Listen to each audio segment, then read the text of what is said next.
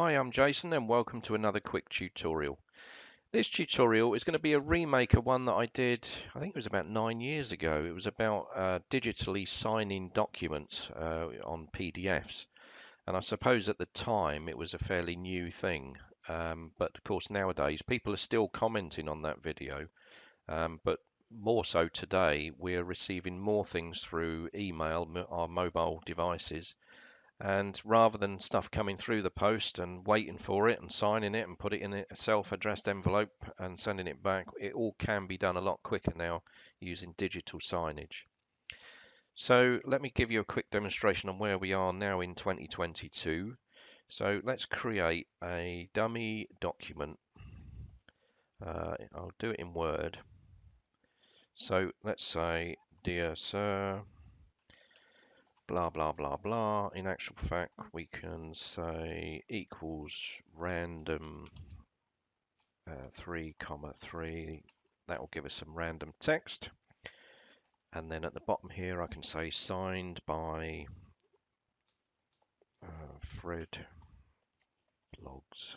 So let's file, save as. Where should we put it?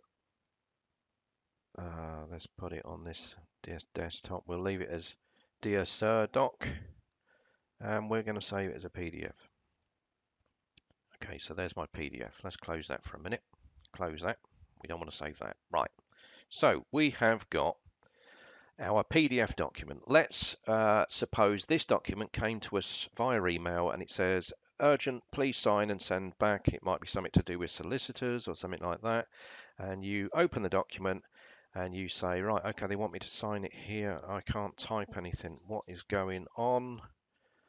And they don't make it very apparent. Some companies are very good and they provide you the editable field, which is ready for you to fill out and send back. But unfortunately, I've experienced quite recently actually an insurance company that gives you the documents, wants it back as soon as possible digitally, but yet doesn't give you the editable field.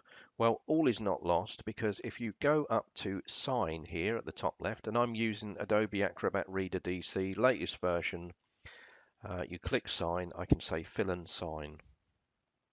Now before I do anything, I can go up here and you see where it says sign yourself. If you click on that, I can say add a signature.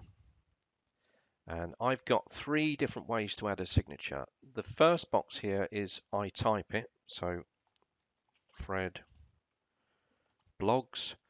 The second one allows me to draw it, and what it means by draw is if you've got a touch screen or if you've got a graphics tablet, you can do it that way.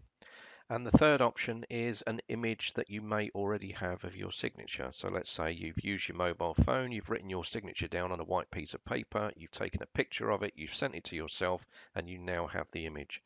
For this demonstration, I'm just going to go for typing. I'm going to say apply. And now we have this signature, so I can just go and neatly put it wherever I want. And notice there it says when you save a form with a signature or initials, you'll no longer be able to edit this, which is what we want. So I'm just going to say file, save. We'll leave it where it was. We'll save it as the same name and we'll replace it. If I close that now and open up our dear sir, where's it gone? There it is.